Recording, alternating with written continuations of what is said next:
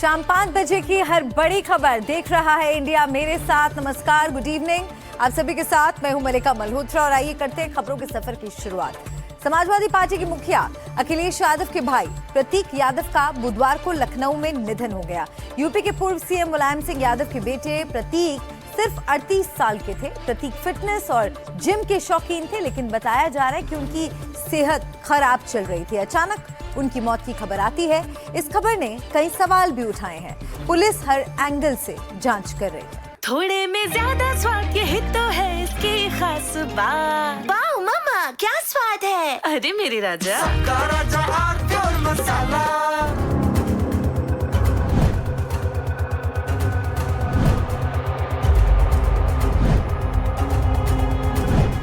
इसे खबर ने लोगों को हैरान कर दिया। 13 मई की सुबह अचानक खबर आती है कि प्रतीक यादव का निधन हो गया है। समाजवादी पार्टी के मौजूदा अध्यक्ष अखिलेश यादव और राज्य के पूर्व सीएम मुलायम सिंह यादव के छोटे बेटे प्रतीक की मौत की खबर सबको परेशान कर गई। जिस वक्त ये घटना हुई, प्रतीक की पत्नी अपर्णा यादव असम में थी, हिमंता बिस्वा शर्मा के शपथ ग्रहण समारोह में।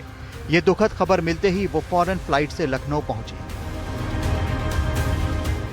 प्रतीक की मौत से यादव परिवार दुख में डूबा है।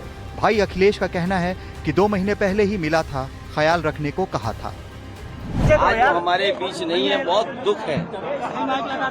और एक वो अच्छा नौजवान इसलिए था कि बचपन से ही उसे स्वास्थ्य के प्रति, अपने हेल्थ के प्रति और वो कुछ जीवन में आगे बढ़कर के काम करना चाहता था। एक बहुत अच्छा लड़का जो अपने मेहनत से कुछ करना चाहता था। बहुत दुखद है वो आज हमारे बीच नहीं है। जो कानून कहता है और जो परिवार के लोग कहेंगे उस हिसाब से हम लोग मानेंगे बात। कुछ दिन पहले मेरी मुलाकात हुई थी, लगभग 2 महीने पहले। उस समय भी मैंने यही कहा था कि अपने स्वास्थ्य का ध्यान रखिए। प्रतीक फिटनेस को लेकर बेहद सजग रहते थे। फिटनेस उनका शौक था, लेकिन ये भी जानकारी आ रही है कि वो पिछले कुछ साल से बीमार थे। उन्हें बीच बीच में अस्पताल भी इलाज के लिए जाना पड़ता था, लेकिन अचानक वो इस तरह दुनिया छोड़ जाएंगे, ये किसी को यकीन नहीं हुआ। जानकारी के मुताबिक मंगलवार की रात प्रतीक घर पर ही थे। पहले तबीयत बिगड़ने के बाद वो सिविल अस्पताल आए, जहां इलाज के बाद वो रात 11 बजे के करीब वापस चले गए। लेकिन अचानक रात में उनकी तबीयत दोबारा बिगड़ गई। बुधवार सुबह 5:55 पर प्रतीक को लखनऊ के सिविल अस्पताल ले जाया गया। देर रात सिविल में दिखाने आए थे, लगभग वही 11 से 12 के समथिंग। फिर वापस चले गए थे। फिर उसके बाद तबीयत कुछ ज्यादा सीरियस हुई। सुनने में आ रहा है बेडरूम में गिर गए थे या कुछ था ऐसा। इस वजह से तबीयत कुछ सर्वर में कुछ ज्यादा दिक्कत हुई, इस वजह से। डॉक्टर्स की माने तो बुधवार अस्पताल पहुंचने से पहले ही प्रतीक यादव की मौत हो चुकी थी। सुबह लगभग 4:30 से 5 बजे के बीच प्रतीक यादव की तबीयत बिगड़ी। इसके बाद उनके घर में जो स्टाफ मौजूद था उसने उन्हें सिविल हॉस्पिटल ले जाने का फैसला किया। खबर दी गई अपर्णा यादव के भाई अमन यादव को, वो भी निकले, वो भी सिविल हॉस्पिटल पहुंचे और प्रतीक यादव को लेकर उनका स्टाफ भी सिविल हॉस्पिटल पहुंचा। लेकिन जब वो पहुंचे तो पता चला देर हो चुकी है, क्योंकि डॉक्टर्स ने उन्हें ब्रॉड डेड घोषित कर दिया। कल रात भी प्रतीक यादव की तबीयत बिगड़ी थी, तब भी उन्हें सिविल हॉस्पिटल ले जाया गया था, लेकिन आराम होने के बाद वो वापस घर आए थे और सुबह होते होते दोबारा तबीयत बिगड़ी। लेकिन जब तक उन्हें अस्पताल ले जाया जाता तब तक उनकी मौत हो चुकी थी। करीब 1.5 घंटे बाद पुलिस डेड बॉडी को पोस्टमार्टम के लिए लखनऊ के KGMU ले गई। मृत अवस्था में 5:55 पे सवेरे ले आए गए। पुलिस को सूचना दी गई, पुलिस आई, पुलिस ने बॉडी को लेके उसका पंचनामा करवा के पोस्टमार्टम के लिए भेज दिया KGMU मोर्चरी। फिर क्या कुछ कारण निकला है? अब तो पोस्टमार्टम हो रहा है। पहले कई तरह की जानकारी आ रही थी, कई तरह के कयास लगाए जा रहे थे, लेकिन शुरुआती पोस्टमार्टम रिपोर्ट में किसी भी तरह की कोई साजिश या फाउल प्ले से इनकार किया जा रहा है। हालांकि आगे की गहन जांच के लिए विसरा को सुरक्षित रखा गया है। पुलिस एहतियातन सारे कदम उठा रही है। घर के जिस कमरे में प्रतीक यादव थे उसको सील यानी बंद कर दिया गया है, ताकि अगर कोई संदेह होता है तो वहां फॉरेंसिक से जांच कराई जा सके। इसके अलावा मोबाइल और लैपटॉप पुलिस ने रख लिया है।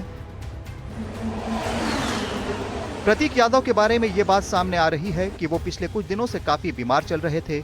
उन्हें शरीर में कई तरह की दिक्कतें थीं। जानकारी के मुताबिक प्रतीक यादव को लीवर और लंग्स यानी फेफड़ों की दिक्कतें थीं। कई बार वो लखनऊ के मेदांता में एडमिट हुए, लेकिन कभी बहुत लंबे समय के लिए एडमिट नहीं होते। तबीयत बिगड़ती तो एडमिट होते, आराम होने पर 1-2 दिन में डिस्चार्ज होकर घर चले जाते थे।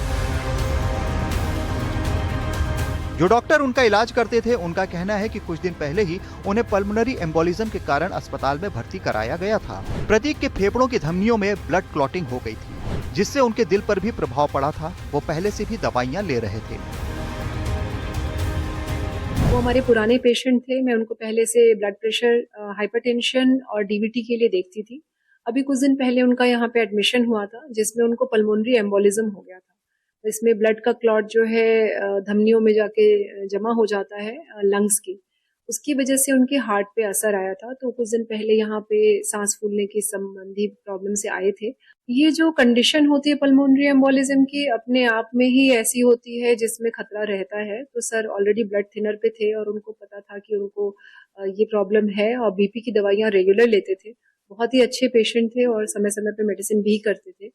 लेकिन अभी क्या हुआ इसके बारे में तो नहीं कह सकते, लेकिन डिफिकल्ट था उस समय ये बात समझ। प्रतीक की पत्नी अपर्णा के भाई का कहना है कि प्रतीक को डिप्रेशन था। उन्होंने ओबेसिटी को लेकर सर्जरी भी कराई। लंबे समय से वो बीमार थे, उनको एंजाइटी, डिप्रेशन, इस तरह की छोटी मोटी बीमारियां थी। उन्होंने ओबेसिटी को लेकर एक सर्जरी भी कराई थी, जो उन्होंने स्वयं मुझे बताया था। प्रतीक की मौत कैसे हुई? कोई बीमारी बता रहा, कोई बिजनेस में नुकसान। 3 बड़ी बातें सामने आ रही हैं। भाई अखिलेश ने डिप्रेशन और बिजनेस में नुकसान की बात कही। कभी कभी फाइनेंशियल या कुछ जो कारोबार में जो नुकसान होता है, उससे कई बार लोग बहुत दुखी हो जाते हैं। वो हमारे बीच नहीं है। जो कानूनी रास्ता है वो हम लोग अपनाएंगे। अपर्णा के भाई का बयान है कि प्रतीक ने मोटापे की सर्जरी कराई थी। उन्होंने ओबेसिटी को लेकर एक सर्जरी भी कराई थी, जो उन्होंने स्वयं मुझे बताया था। जहां इलाज करा रहे थे, वहां के डॉक्टर का बयान है कि प्रतीक के फेफड़े में खून का थक्का जमा था। तो उनको पल्मोनरी एम्बोलिज्म हो गया था। इसमें ब्लड का क्लॉट जो है धमनियों में जाके जमा हो जाता है लंग्स की। प्रतीक यादव अखिलेश के भाई थे। वो मुलायम सिंह यादव की दूसरी पत्नी साधना गुप्ता के बेटे थे। प्रतीक राजनीति में सक्रिय नहीं थे। उनका शौक फिटनेस और बिजनेस था। वो सोशल मीडिया पर अपनी फिटनेस से जुड़े फोटोज भी डाला करते थे। प्रतीक की मौत ने फिलहाल पूरे परिवार को शोक में डुबो दिया है। लखनऊ से रणवीर सिंह के साथ ब्यूरो रिपोर्ट, एनडीटीवी इंडिया। ये केस देखने में अब तक सामान्य लग रहा था, लेकिन अब इस पर सवाल भी खड़े हो रहे हैं, क्योंकि समाजवादी पार्टी के वरिष्ठ नेता रविदास मेहरोत्रा ने पोस्टमार्टम रिपोर्ट पर सवाल उठा दिए हैं।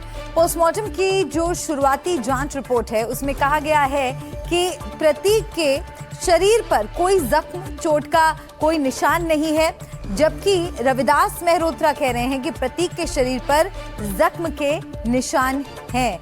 पोस्टमार्टम रिपोर्ट में डॉक्टर कह रहे हैं कि प्रतीक के शरीर पर कोई दाग नहीं है, कुछ भी संदिग्ध नहीं मिला है, जबकि समाजवादी नेता रविदास मेहरोत्रा कह रहे हैं कि प्रतीक के शरीर पर निशान भी थे, शरीर नीला पड़ गया था, जहर की आशंका और मौत को संदिग्ध बता रहे हैं और उन्हें जहर दिया गया है, ऐसी आशंका उनकी तरफ से जताई गई है।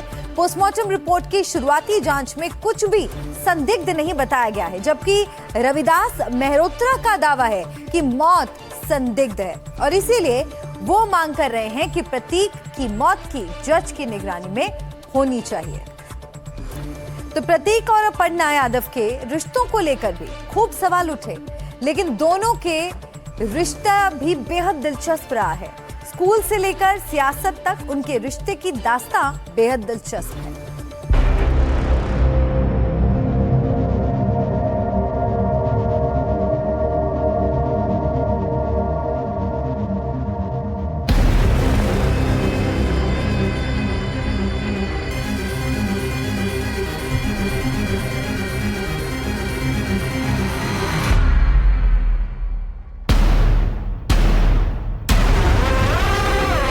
प्रतीक और अपर्णा, इन दोनों की जोड़ी देश की हाई प्रोफाइल जोड़ियों में शुमार रही है। वो जोड़ी अब टूट गई।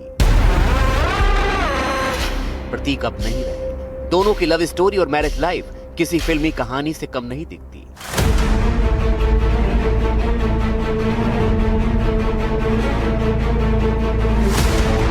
दोनों के बीच 2001 में एक कॉमन फ्रेंड की पार्टी में एक दूसरे से मुलाकात हुई।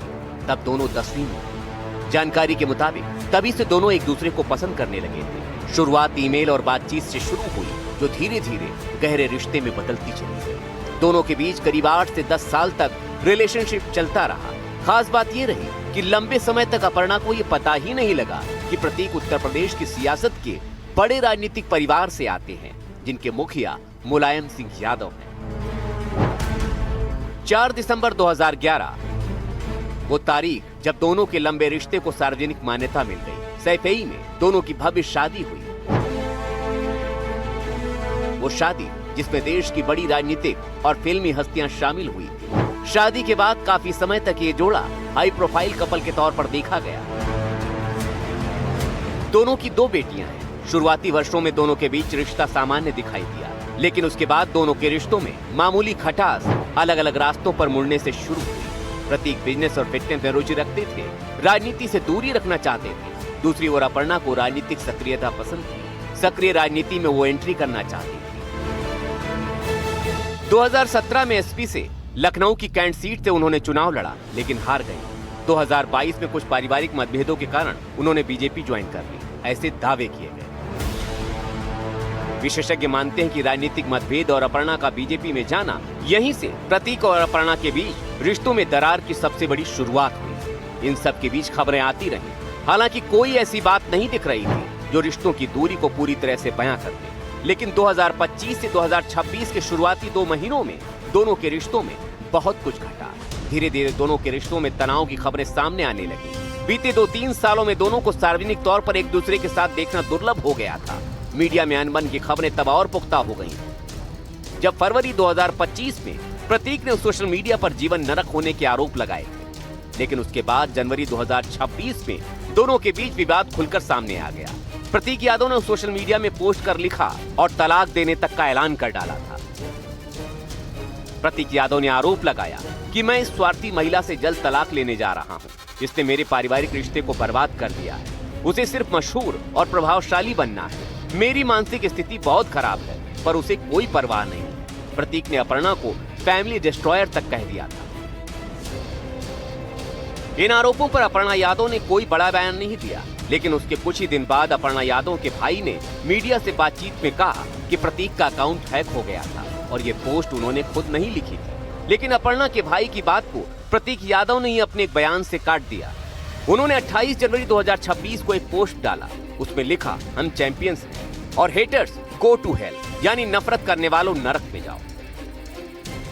19 जनवरी 2026 को मुझमें और मेरी पत्नी अपर्णा के बीच में एक बहुत भयानक विवाद हुआ था, जिसके कारण मैंने 2 पोस्ट डाले थे और हम दोनों ने मिलके उस विवाद को सुलझा लिया है, खत्म कर लिया है। प्रतीक ने 19 मार्च 2026 को भी इंस्टाग्राम पर एक पोस्ट किया था, जिसमें वो अपर्णा और अपनी बेटी के साथ दिखाई दे रहे हैं। ये फोटो देखकर दोनों के बीच सामान्य रिश्तों को समझा जा सकता है। अब असल सच क्या है, ये या तो प्रतीक को पता था या फिर अपर्णा के जहन में कैद है। Bureau report, NDTV India.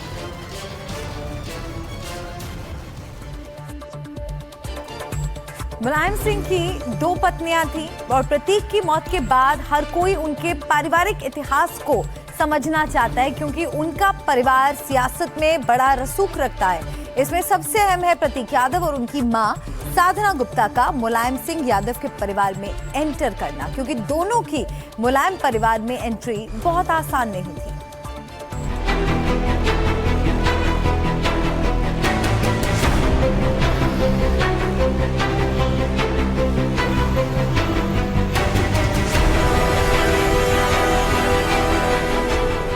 भारतीय राजनीति में कई चेहरे पर्दे के सामने चमकते हैं, तो कुछ पर्दे के पीछे रहकर पूरी बिसात बिछाते हैं। साधना गुप्ता ऐसा ही नाम थी। मुलायम सिंह यादव के प्रशासन में भले ही उनके पास कोई सरकारी पद नहीं था, लेकिन कहते हैं लखनऊ के 5 विक्रमादित्य मार्ग वाले बंगले से लेकर दिल्ली के लुटियंस जोन तक उनकी मर्जी के बिना पत्ता भी नहीं हिलता था। आज जब उनके बेटे प्रतीक यादव के निधन की चर्चा है, तब साधना गुप्ता के उस दौर को समझना बहुत जरूरी है जब वो नेताजी की सबसे बड़ी ताकत थी।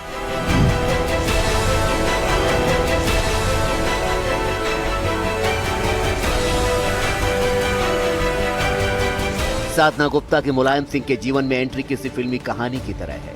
रिपोर्ट्स के मुताबिक 80 के दशक में साधना गुप्ता समाजवादी पार्टी की एक सक्रिय कार्यकर्ता थी। साधना गुप्ता बेहद खूबसूरत थी और उनकी तीक्ष्ण बुद्धि ने मुलायम सिंह यादव को प्रभावित किया। वो मुलायम सिंह की नजरों में तब आई जब उन्होंने मुलायम की मां मूर्ति देवी की सेवा और देखभाल की जिम्मेदारी संभाली। मूर्ति देवी की बीमारी के दौरान साधना ने जिस तरह उनका ख्याल रखा, उसने उन्हें मुलायम सिंह यादव के करीब कर दिया।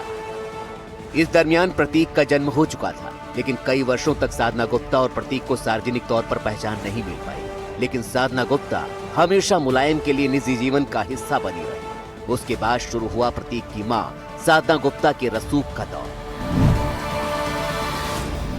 साल 2003 से साल 2007 के बीच जब मुलायम सिंह यादव उत्तर प्रदेश के मुख्यमंत्री थे, तब साधना गुप्ता का रसूख अपने चरम पर था। मीडिया रिपोर्ट्स के मुताबिक उत्तर प्रदेश में उस दौरान IAS और IPS अधिकारियों की नियुक्तियों और तबादलों में साधना गुप्ता की राय आखिरी मानी जाती थी। अधिकारियों के बीच वो मैम के नाम से मशहूर थी। मुलायम सिंह के साथ उनकी निकटता इतनी थी कि बड़े बड़े मंत्री उनके पैर छूकर आशीर्वाद लेते थे ताकि नेताजी तक उनकी बात पहुंच सके।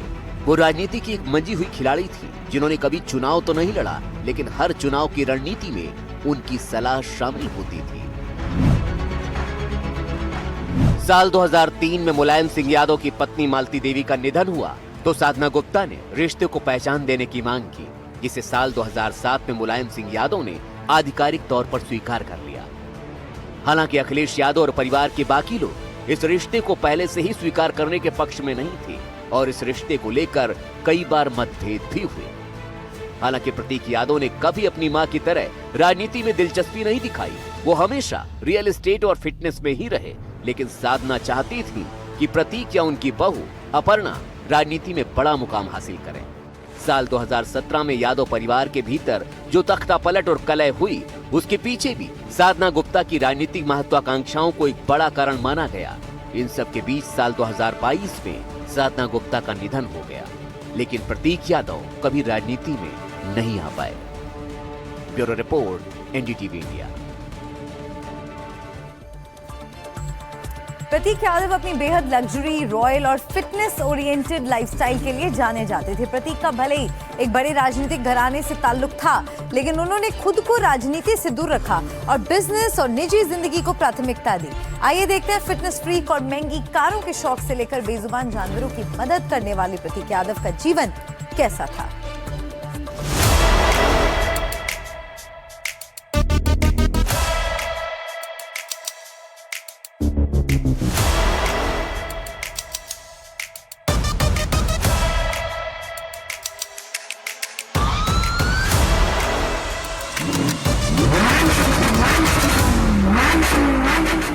फिटनेस के दीवाने, डॉग लवर, महंगी गाड़ियों के शौकीन, प्रतीक की लग्जरी लाइफस्टाइल। एक बिजनेसमैन, फिटनेस प्रेमी और लग्जरी लाइफस्टाइल जीने वाले प्रतीक यादव।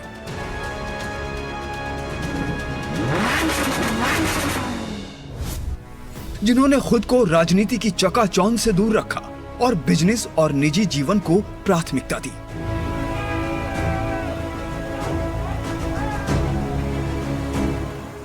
जिसके बाद वो अपनी लग्जरी लाइफस्टाइल के लिए जाने जाते थे। अगर प्रतीक यादव की इंस्टाग्राम प्रोफाइल देखें तो जिम से जुड़े तमाम वीडियो वहां नजर आएंगे। फिटनेस और बॉडी बिल्डिंग के वो किस कदर दीवाने थे, ये इन वीडियोस में साफ नजर आ रहा है।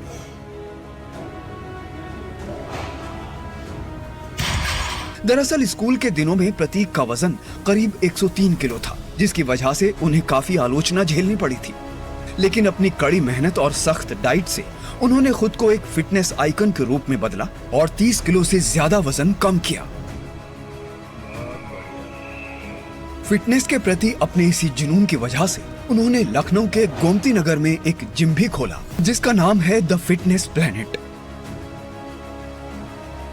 प्रतीक यादव को तेज रफ्तार और सुपर कार्स का बेहद शौक था। उनके कलेक्शन में नीले रंग की लैम्बोर्गिनी हुराकैन सबसे ज्यादा चर्चा में रही, जिसकी कीमत 5 करोड़ रुपए से ज्यादा है, जिसे वो प्यार से ब्लू बोल्ट कहते थे।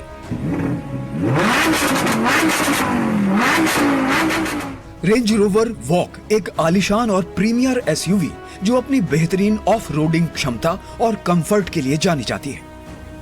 लैंड रोवर डिस्कवरी इस भारी भरकम और दमदार एसयूवी का इस्तेमाल वो अक्सर लॉन्ग जर्नी और परिवार के साथ बाहर जाने के लिए करते थे।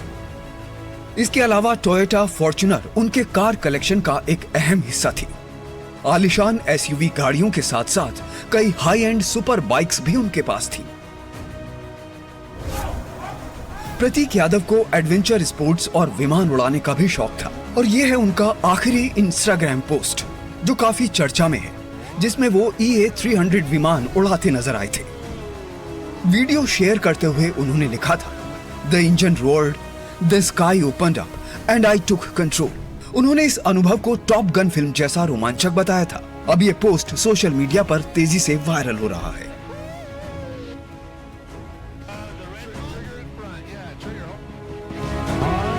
बेजुबान जानवरों, खासतौर से कुत्तों से प्रतीक यादव को गहरा लगाव था। उनका इंस्टाग्राम प्रोफाइल देखें तो कुत्ते, बंदर, गाय और हाथियों से जुड़े कई फोटोज और वीडियोज हैं। साइड से चलो। घायल, बीमार और लावारिस पशुओं की मदद के लिए उन्होंने जीव आश्रय नाम से एक NGO भी खोला था। इस संस्था के माध्यम से वो स्ट्रीट डॉग्स के रेस्क्यू, मुफ्त इलाज, भोजन और रहने का इंतजाम करते थे। प्रतीक यादव का मानना था कि सभी बेजुबानों को सम्मान, देखभाल और एक सुरक्षित माहौल मिलना चाहिए। प्रतीक यादव को टैटू बनवाने का भी बेहद शौक था। उन्होंने अपने प्यारे कुत्तों की याद में एक खास मेमोरियल टैटू बनवाया था।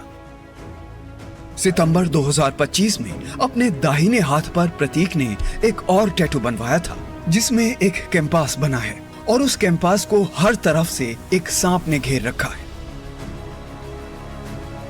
इसमें सांप अपनी ही पूंछ को निगलता हुआ दिख रहा है। यह जीवन, मृत्यु और पुनर्जन्म के चक्र का प्रतीक है। प्रतीक यादव के जाने के बाद अब इस टैटू की भी काफी चर्चा हो रही है। बिजनेसमैन के तौर पर जाने जाने वाले प्रतीक यादव ने हेल्थ और फिटनेस से अपने बिजनेस की शुरुआत की थी और फिर धीरे धीरे रियल एस्टेट में पांव जमाने लगे। प्रॉपर्टी डीलिंग, निवेश और बिल्डिंग्स कंस्ट्रक्शन के जरिए उन्होंने खूब पैसा कमाया। लेकिन प्रतीक यादव की कमाई में उनके जिम और फिटनेस सेंटर का भी बड़ा रोल रहा।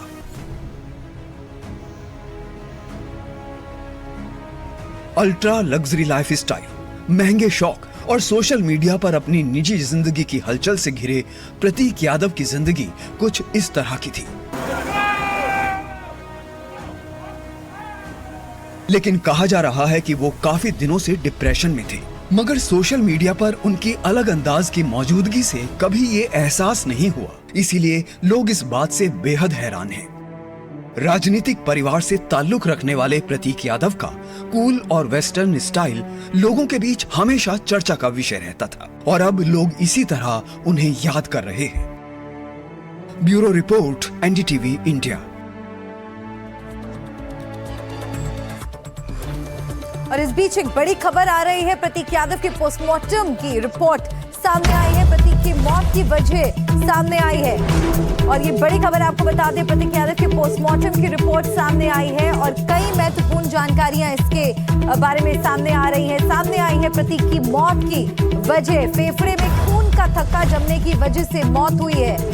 ये बड़ी जानकारी मिल रही है। ब्लॉकेज से दिल और फेफड़े ने काम करना बंद कर दिया। शरीर पर कुछ पुरानी चोट के निशान भी पाए गए हैं। तो फेफड़े में खून का थक्का जमने की वजह से इनकी मौत हुई। ब्लॉकेज से दिल और फेफड़े फेल हो गए। ये बड़ा अपडेट सामने आ रहा है। प्रतीक यादव की पोस्टमार्टम रिपोर्ट सामने आई है जिसमें ये बड़ा खुलासा हुआ है और मेरे सहयोगी रणवीर लखनऊ से हमारे साथ जुड़ गए हैं इस बड़ी खबर पर। रणवीर, और क्या जानकारी पोस्टमार्टम रिपोर्ट में और क्या कुछ आया है? देखिए, पोस्टमार्टम रिपोर्ट की कॉपी मिली है, उसमें पता ये चला है कि फेफड़े में खून का थक्का जमने की वजह से कार्डियक अरेस्ट हुआ है। इसको आम आदमी की भाषा बोले एक तरह का हार्ट अटैक, कार्डियक अरेस्ट जिसको कहते हैं, उसकी वजह से मौत हुई है। लेकिन शरीर पर कुछ चोट के निशान थे। हालांकि 6 चोट के निशान मिले हैं, जिसमें दाहिने हाथ की कलाई पर और यहाँ एल्बो पर, इसके अलावा हाथ के नीचे, इस तरह से 6 चोटें मिली हैं, जिसमें 3 चोटें करीब 5 से 7 दिन पुरानी हैं और 3 ऐसी चोटें हैं जो कि 2 दिन पुरानी बताई जा रही है पोस्टमार्टम रिपोर्ट के मुताबिक। और जो पोस्टमार्टम हुआ है, यानी कि मौत के बाद पोस्टमार्टम के बीच में जो समय है, ये लगभग आधा दिन बताया गया है। यानी कि संभव है कि प्रतीक यादव की मौत देर रात हो चुकी थी और सुबह जानकारी हुई। इस तरह की कुछ आशंका है। पोस्टमार्टम रिपोर्ट पढ़ने से ये समझ में आ रहा है। हालांकि मेडिकली और ज्यादा हमें कुछ समझना पड़ेगा, लेकिन अभी सिंपल भाषा में अगर किसी को समझाए तो फेफड़े में खून का थक्का जमा और खून का थक्का जमने की वजह से ब्लड सप्लाई रुकी, इसकी वजह से कार्डियक अरेस्ट हुआ और वो मौत के कारण है। जो कॉज ऑफ डेथ इस पोस्टमार्टम रिपोर्ट में आई है वो ये बता रही है। लेकिन इस बीच में जो चोट लगी है, वो चोट किस तरह की है, कैसे लगी है, ये तमाम ऐसे सवाल हैं जिनमें आप देखिए पोस्टमार्टम रिपोर्ट कह रही है कुल 6 चोट के निशान शरीर पर थे। और एक डॉक्टर से जब हमने बात की थी, उन्होंने बताया था कि पैरों के नाखून में कुछ नीलापन था।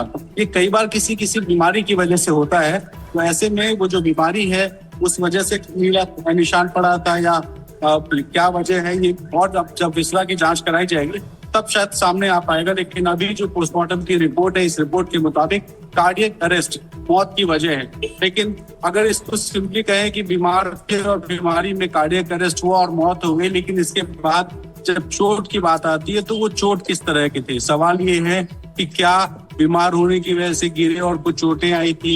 अगर ऐसा कुछ था तो वो अस्पताल में एडमिट क्यों नहीं हुए? अगर वो बीमार नहीं थे या नॉर्मल कंडीशन में थे और अचानक उनकी तबीयत बिगड़ी थी तो ये चोटें किस तरह की थी? तो तमाम सारी चीजें हैं, वो सब जांच में सामने आएंगी। लेकिन अभी पोस्टमार्टम रिपोर्ट ये बता रही है कि कार्डियक अरेस्ट, यानी कि ब्लॉकेज, जो नसों में ब्लॉकेज होता है, खून की सप्लाई जब थोड़ी रुकती है, उस वजह से कार्डियक अरेस्ट होता है और उसकी वजह से मौत हुई है प्रतीक यादव की। ये अभी तक निकल के सामने आ रहा है। हालांकि पोस्टमार्टम रिपोर्ट के बाद अब जब विसरा की जांच कराई जाएगी तब शायद कुछ और चीजें खुलकर के सामने आएंगी। लेकिन अभी जब मैं डॉक्टर से बात कर रहा था तो डॉक्टर ने मुझे बताया कि उनके पैरों के नाखूनों पे कुछ नीलापन था, जबकि समाजवादी पार्टी के नेता रविदास मेहरोत्रा जब उनसे बात कर रहे थे तो वो शक जता रहे थे, आशंका जता रहे थे कि उनको जहर दिया जा सकता है, पॉइजनिंग वजह हो सकती है। हालांकि जो पोस्टमार्टम रिपोर्ट है वो पॉइजनिंग की कहीं भी बातचीत नहीं कर रही है, वो सिर्फ ये कह रहे हैं कि जो कार्डियक अरेस्ट है ये वजह है। एक चीज और मेंशन है इस पोस्टमार्टम रिपोर्ट में, वो ये है कि पैरों में सूजन थी। पैरों में सूजन किस वजह से थी? तो ऐसा लग रहा है कि 5-7 दिन पहले या 2 दिन पहले प्रतीक यादव कहीं गिरे या पैरों में कोई दिक्कत थी, उस वजह से चोटें आई। और ज्यादा चोटें आप देखिए दाहिने साइड में आई है। ये हाथ की कलाई है, ये कोहनी है, हाथ के नीचे के हिस्से हैं, इन जगहों पर चोटें लगी हैं। तो यानी कि वो कहीं गिरे हों या कुछ ऐसा हुआ हो जो भी, कि दाहिने हाथ जो हिस्सा है वहां पर उनकी चोटें ज्यादा आई हैं। ये सारी पोस्टमार्टम की रिपोर्ट जो है वो बता रही है। तो इस रिपोर्ट के आधार पर अब पुलिस के सामने चुनौती ये है कि कार्डियक अरेस्ट वजह है, लेकिन चोटें कैसे आए? तो अब शंका जताया भी जा सकता है और नहीं भी जताया जा सकता है। एक है जो कहीं ना कहीं ये जो चोट के निशान हैं ये मृत्यु से पहले के बताए गए हैं, लेकिन कितनी सिवियर इंजरीज हैं, किस वजह से ये इंजरीज हुई, ये तमाम सवाल हैं जिन पर अभी जांच होना बाकी है। बहुत शुक्रिया आपका रणवीर, इस पूरे अपडेट के लिए नजर बनाए रखिएगा। और इस बड़ी खबर पर हमारी नजर बनी हुई है। लौटेंगे कुछ और अपडेट्स के साथ, आप देखते रहिए एनडीटीवी इंडिया।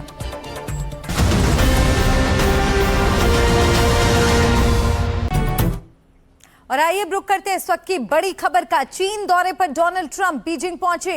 राष्ट्रपति ट्रंप, तो ये क्या है मुलाकात?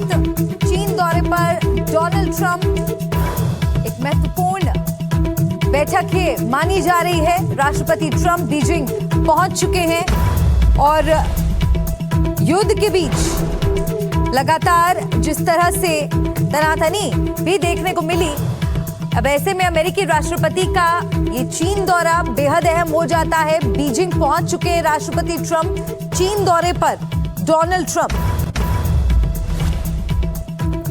तो ये बड़ी खबर मिल रही है। अमेरिकी राष्ट्रपति का चीन दौरा, डोनाल्ड ट्रंप बीजिंग पहुंच चुके हैं इस बैठक के लिए।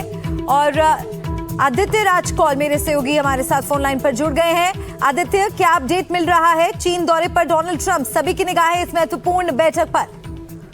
जी बिल्कुल, पिछले एक साल में जो आर्थिक उथल पुथल रही है उसको मद्देनजर रखते हुए राष्ट्रपति ट्रंप जो अमेरिका के हैं अभी चीन यात्रा पर हैं और बीजिंग में उनका जो एयरफोर्स 1 एयरक्राफ्ट है लैंड कर चुका है। हमें बताया गया है बीजिंग के समय अनुसार 7:50 पर ये लैंडिंग हुई। राष्ट्रपति ट्रंप का स्वागत करने के लिए चीन के वाइस प्रेसिडेंट हान ज़ेहांग वहां पर मौजूद हैं। वहीं अमेरिकी राजदूत डेविड पर्ड्यू भी वहां पर पहुंचे हुए हैं। चीन के जो राजदूत अमेरिका में हैं सेफैंग, वो भी वहां पर पहुंचे हुए हैं। चीन के जो विदेश मंत्री हैं मा ज़ाक्सू, वो भी वहां पर मौजूद हैं। 300 चाइनीज युवा और मिलिट्री बैंड उनका ऑनर वहां पर करने वाला है। तो एक बहुत बड़ा और भव्य स्वागत राष्ट्रपति ट्रंप का बीजिंग में होने वाला है। लेकिन अगले 1 से 2 दिन में जो बातचीत रहेगी अहम तौर पर शी जिनपिंग और ट्रंप के बीच में, वो बहुत ही ज्यादा महत्वपूर्ण रहेगी, क्योंकि हमने देखा है कि ईरान और अमेरिका का जो युद्ध चल रहा है पिछले 3 महीने से लगभग, उसमें कोई भी सीज फायर पूरी तरीके से नहीं आया है। इसमें चीन ईरान के साथ खड़ा हुआ दिखा है। हमने देखा कि चाहे वो मिसाइलें हों या टेक्नोलॉजी हो या सैटेलाइट इमेजरी हो, वो चीन लगातार उनको देता आया है। पहली चीन यात्रा होने जा रही है। यात्रा 13 से 15 मई तक चलेगी और दुनिया की 2 सबसे बड़ी अर्थव्यवस्थाओं के बीच संबंधों के निर्णायक मोड़ पर हो रही है। बहुत शुक्रिया आदित्य आपका इस अपडेट के लिए, नजर बनाए रखिएगा। तो चीन दौरे पर है डोनाल्ड ट्रंप, बीजिंग पहुंच चुके हैं डोनाल्ड ट्रंप। इस दौरे से जुड़े अपडेट्स लगातार हम आप तक पहुंचाएंगे। फिलहाल बढ़ते हैं आगे अगली खबर की ओर। मोदी सरकार के फैसले के बाद सोने चांदी की कीमतों में जबरदस्त इजाफा हो गया है, जिसमें सोना और चांदी के आयात पर लगने वाली ड्यूटी 6% से बढ़ाकर 15% कर दी गई है। अमेरिकी ईरान जंग के बीच सरकार ने यह फैसला लिया है। नतीजा, सोना चांदी के दाम बढ़ गए हैं।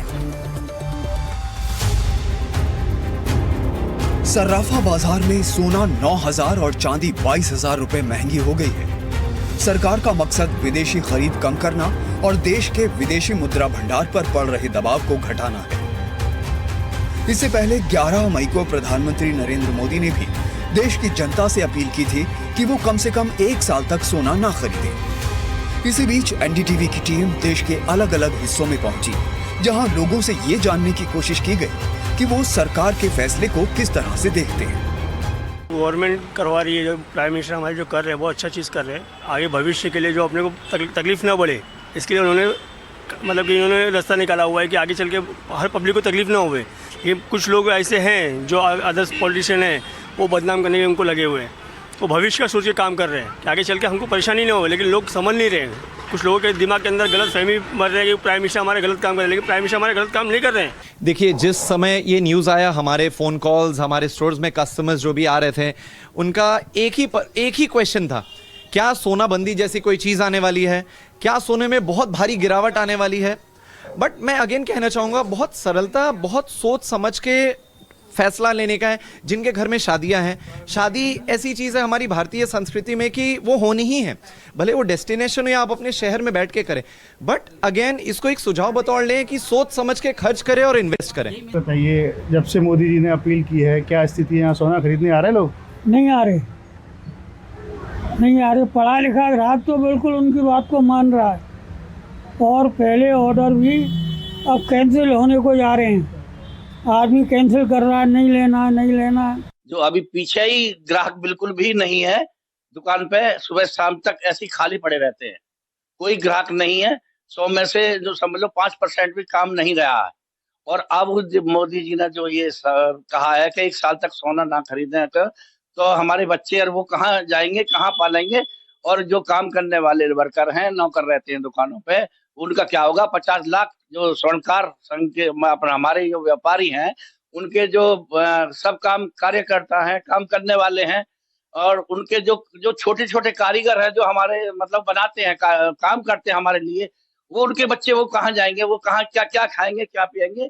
उससे बहुत बड़ा असर पड़ेगा। तो कुल मिलाकर सरकार के इस फैसले का ज्यादातर लोग स्वागत करते दिखे, लेकिन बेरोजगारी बढ़ने का डर हर किसी की बातों में दिखाई दिया। Bureau report, NDTV India. और आइए अब बात करते हैं नीट पेपर लीक मामले की, जिसमें लगातार नए खुलासे हो रहे हैं। अब ये सामने आया है कि नीट का पेपर 10 लाख से 30 लाख रुपए तक में बिका और करीब 800 छात्रों तक पहुंचा। जांच में 150 से ज्यादा संदिग्ध सामने आए हैं। महाराष्ट्र में भी गिरफ्तारी हुई है और देश भर में फैले नेटवर्क का एक-एक कर खुलासा हो रहा है। 10 से 30 लाख में बिका नीट पेपर।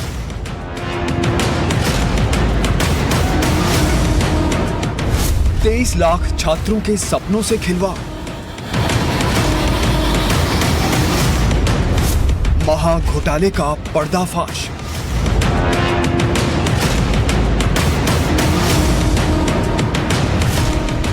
तीन मई को नीट की परीक्षा थी और 2 मई की रात को नीट का ये पेपर सैकड़ों बच्चों के बीच घूम रहा था। इस पेपर को पीडीएफ के रूप में शेयर किया गया। फिर जब 3 मई को परीक्षा हुई तो बड़ी संख्या में लीक हुए पेपर के सवाल मैच हुए और फिर इस मामले का पूरा खुलासा हो गया। जयपुर और हरियाणा से जुड़े सिंडिकेट ने नीट का पेपर 10 से 15 लाख रुपए में बेचा। वहीं कुछ मामलों में इसे 25 से 30 लाख रुपए तक में बेचा गया। नीट के इस पेपर को बेचकर इस गिरोह ने करोड़ों रुपए का नेटवर्क खड़ा कर दिया, जिससे जुड़े सबूत एजेंसियों के पास मौजूद हैं। पूरे मामले में एक संगठित नेटवर्क के काम करने के संकेत मिले। हरियाणा में पेपर लीक होने के बाद ये पेपर जयपुर और सीकर जैसे कोचिंग हब से गैस पेपर के नाम पर फैलाया गया। इस गैस पेपर में 400 से ज्यादा सवाल शामिल किए गए थे, जिसमें असली पेपर के कुछ सवाल छिपाए गए थे। इनमें बायोलॉजी के 90 और केमिस्ट्री के 45 सवाल छिपाकर छात्रों को दिया गया। पेपर लीक का ये नेटवर्क हरियाणा, राजस्थान से होते हुए महाराष्ट्र तक पहुंचा। नासिक में सोर्स मिलने के संकेत मिल चुके हैं, जबकि पुणे और लातूर कनेक्शन की भी जांच चल रही है। क्राइम ब्रांच ने नासिक से शुभम खैरनार को गिरफ्तार किया था और उसके बाद एक और आरोपी धनंजय लोखंडे को महाराष्ट्र के अहिल्यानगर से गिरफ्तार किया गया। पिछले जो कई ऐसे मामले आए थे पेपर लीक के, जिसके अंदर कोचिंग माफियाओं का जो नाम है सबसे पहले आता था, अब उनको लेकर भी जो है सीबीआई जो है जांच करते हुए दिखाई दे रही है। इसके साथ ही इसके अंदर इस पूरे मामले की अगर बात की जाए तो यहाँ पर किन किन कोचिंग संस्थानों के अंदर या फिर किन किन कोचिंग संस्थानों के जो स्टूडेंट्स हैं उनको ये पेपर मिला था, उसको लेकर भी जो है यहाँ पर सीबीआई जाँच करते हुए दिखाई दे रही है। दिनेश बिंवाल।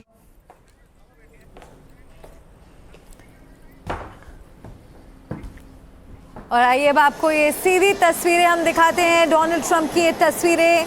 बीजिंग पहुंच चुके हैं अमेरिकी राष्ट्रपति डोनाल्ड ट्रंप और राष्ट्रपति शी जिनपिंग के साथ डोनाल्ड ट्रंप मुलाकात करने जा रहे हैं। चीन की यात्रा पर हैं डोनाल्ड ट्रंप और यहाँ पर देखिए डोनाल्ड ट्रंप का स्वागत किया जा रहा है। तो बीजिंग डोनाल्ड ट्रंप पहुंच चुके हैं। ये यात्रा बेहद महत्वपूर्ण मानी जा रही है। ये अमेरिका और चीन के बीच नाजुक व्यापार समझौते की एक महत्वपूर्ण परीक्षा भी होगी। बीते साल आपको याद होगा कि अप्रैल में राष्ट्रपति ट्रंप ने कई देशों पर टैरिफ लगाने की घोषणा की। ट्रंप के इस फैसले का नतीजा ये हुआ कि अमेरिका और चीन के बीच टैरिफ वॉर छिड़ गई थी और इस दौरान दोनों देशों ने एक दूसरे पर 100% से ज्यादा टैरिफ लगाए थे। लेकिन अब ये महत्वपूर्ण मुलाकात होने जा रही है और कई वर्षों के बाद अमेरिका के राष्ट्रपति चाइना आए हैं। इस मुलाकात के लिए चीन दौरे पर डोनाल्ड ट्रंप आए हैं, बीजिंग पहुंचे हैं। राष्ट्रपति ट्रंप, अमेरिकी राष्ट्रपति डोनाल्ड ट्रंप राष्ट्रपति शी जिनपिंग से मुलाकात करने के लिए चीन की यात्रा पर हैं और करीब 1 दशक के बाद ये किसी अमेरिकी राष्ट्रपति की पहली चीन यात्रा होगी। चीन दौरे पर हैं डोनाल्ड ट्रंप और ये वहां पर उनके पहुंचने के बाद की तस्वीरें बीजिंग में इस वक्त को मौजूद हैं, जहां उनका स्वागत किया जा रहा है।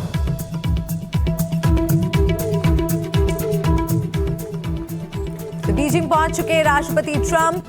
अमेरिकी राष्ट्रपति का चीन दौरा, बेहद महत्वपूर्ण ये बैठक और युद्ध की परिस्थितियों के बीच देखना होगा कि दोनों नेताओं के बीच क्या कुछ समझौते होते हैं। इस पर रहेगी नजर। इससे जुड़ा हर अपडेट सबसे पहले एनडीटीवी इंडिया पर आपको हम दिखाएंगे। फिलहाल एक ब्रेक के लिए रुक रहे हैं। थोड़े में ज्यादा स्वाद, यही तो है इसकी खास बात। वाओ मम्मा, क्या स्वाद है। अरे मेरे राजा, सबका राजा